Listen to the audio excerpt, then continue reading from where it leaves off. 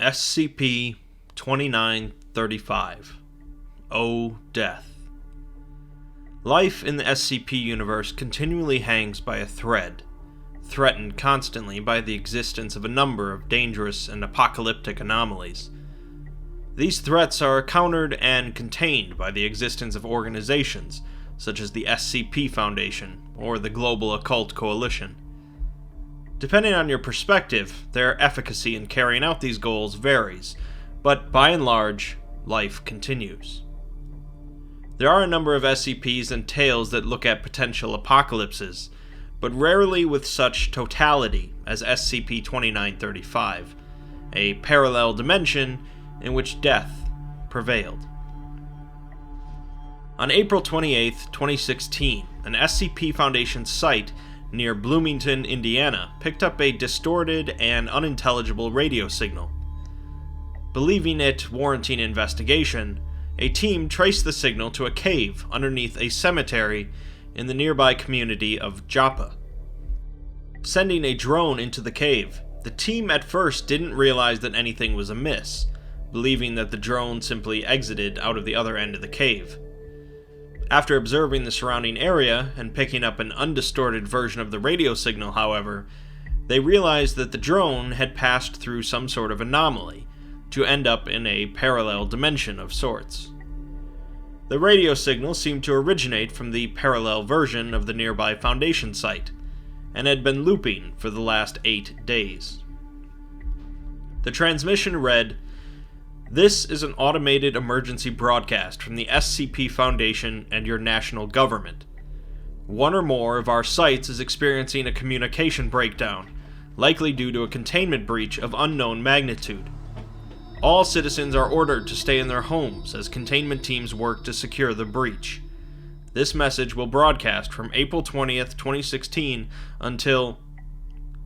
The transmission suddenly cuts out at this point and then repeats again. Mobile Task Force Epsilon 13, Manifest Destiny, were sent in to explore the anomaly, which took place over the course of 3 manned missions and 1 unmanned mission. The first mission, codenamed Gauntlet, commenced to explore the area immediately surrounding 2935's insertion point and collect any samples they could. Upon entering the alternate dimension, they noticed that the temperature is pleasant, the sky is cloudy, and notably, there is no living vegetation in sight, including trees, plants, and grass. The surrounding area seems to be identical to the area outside of the cave in our dimension, and the team begins to travel down a road until they locate a farmhouse. Upon entering the house, they find the corpses of 3 adults and 1 child around a table, each appearing to be somewhat recently deceased. A newspaper on the table, dated April 19th, 2016, seems to be identical with a newspaper from that date from our dimension. A clock on the wall shows it to be the correct time in our dimension, proving that this dimension is fully connected to ours. The team notices that none of the food is covered in mold, despite being left out for seemingly over a week. They collect some samples, including taking a laptop and a smartphone, but they finally turn on the television nearby. Most of the channels contain nothing but test signals, but the Home Shopping Network has a live feed, showing 2 corpses and a burnt backdrop. On their way back to the cave, they note that they haven't heard any birds, insects, or car noises, just the wind. The samples brought back by the team showed no living cells or microbial life whatsoever, and the smartphone's last message sent talked about a card game, suggesting that whatever caused the owner to die was completely unexpected. The next mission, codenamed Overland, involved the team making their way to the alternate Foundation site that was broadcasting the transmission, and establish a forward camp there. 16 agents from MTF Epsilon 13 were sent through the cave for this mission, and they begin by commandeering several vehicles to aid their traversal. On the way to the site, they note that the roads are fairly clear, as not many vehicles were present at the time of the incident. They see several fires along the way, a few of which are from downed jetliners. They decide to split into two separate teams, one heading into the site itself, and the other going to the off-site server bank. The logs follow the team that goes into the site, and a couple members of the team note that they were at this site during the time when this event occurred.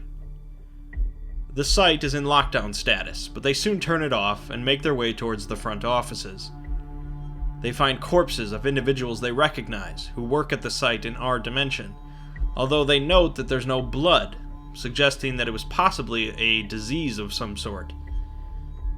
They learn that at 4 a.m. on the 20th, a routine vitals check on the site reported no response from any of the vital transmitters. The system then pinged a number of levels of staff, which failed to respond, and then locked down the site and began broadcasting the help message automatically. The team attempts to contact a couple of the artificial intelligences patched into the site, seeing that they are still running, but they receive no response from them either. Exploring the site, the team leader finds his own corpse, along with many other corpses, each of which has suffered complete cellular death. They access a computer terminal, finding an encrypted message left only 3 days ago, after the point in which everything died. They send the message back home and head into the containment wing. They check on a few SCPs, noting that they are all dead, including SCP-2996, which they refer to as the Ghost Girl. They also find one of the team members' corpses, Agent Keller, despite him not being at this site during this time frame. And more notably, the corpse has actually decomposed, unlike all of the other corpses they've found. Finally, they remember that SCP-682, the hard-to-destroy reptile, was being transferred recently, and spent a few days at this site. They head downstairs to where its containment cell would be, and open it. They find the corpse of 682, displaying no signs of life, which weirds out the team enough for them to head back topside. The next mission, codenamed 19, has the team head to another Foundation site, Site 19. During this expedition, only one of the 16 members' recorders managed to broadcast their feed back to base, Agent Keller, incidentally the same individual whose decomposing corpse the team found last time. Because of this, we're given much less information about this mission.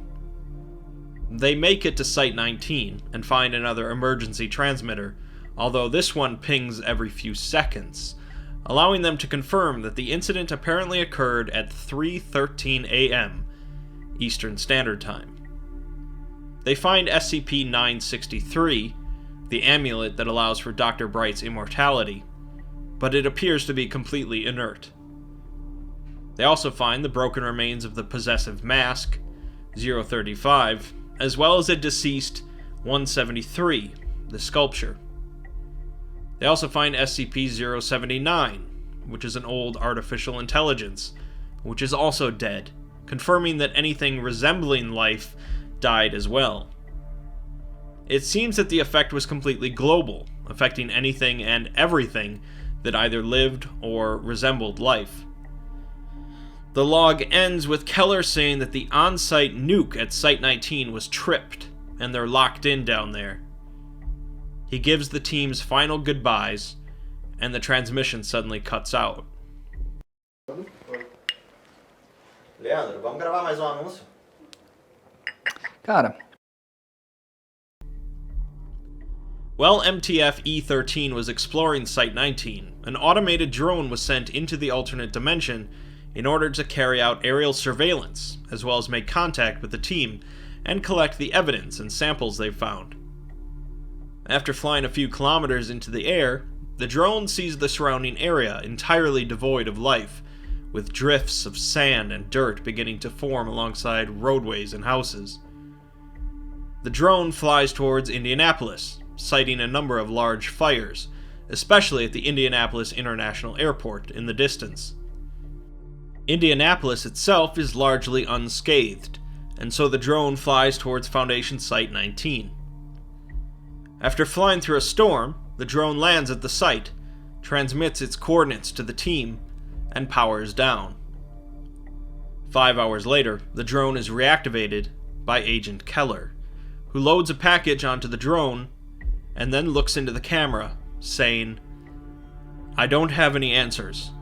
I don't think there are any. I'll do this one thing and hope that fixes it. Seal it shut. You've got to lock it in here with us. I'm sorry."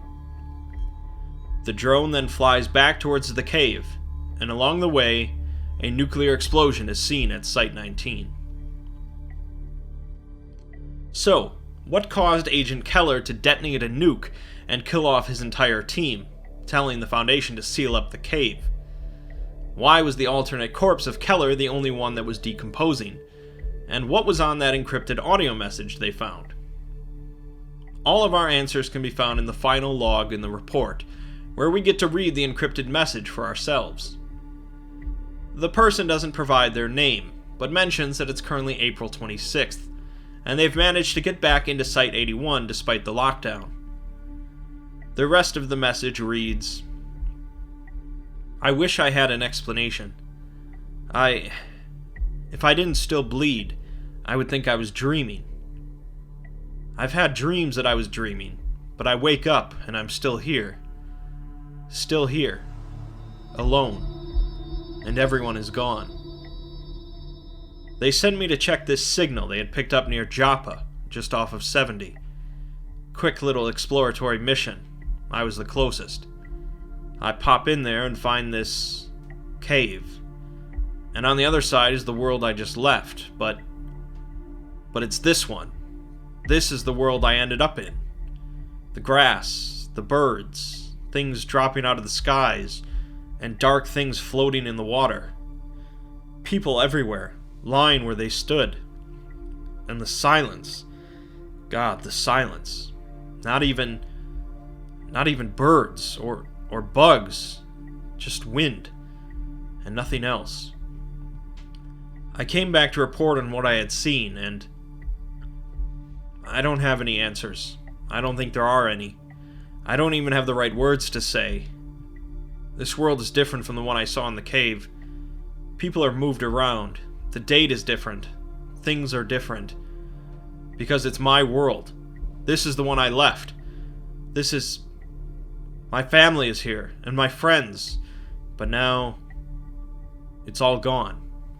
Everything is dead. There's no evil magic. There's no supernatural stars. There's no futuristic ray gun or false vacuum device or nothing. None of those things mattered. Nothing we did mattered. It's all gone. Something must have been in that cave. Something must have followed me out of there. Needed me to go in there. Needed me to bring it out. Let it loose. Let it do to my world what it did to that. Maybe it's me. Maybe I was the reason. Maybe I am death. If it was in there and I brought it back, then I am death. I've got myself in a containment cell. Jammed the goddamn door shut. I'm gonna put a bullet between my eyes. Everyone else is dead. What's one more? You know, it occurs to me, if you're listening to this, you're death too. What's the sequence of events here then? It seems that the Agent Keller of this alternate universe was sent to investigate a signal near Joppa, Indiana, much like what occurred in our universe, although he was alone.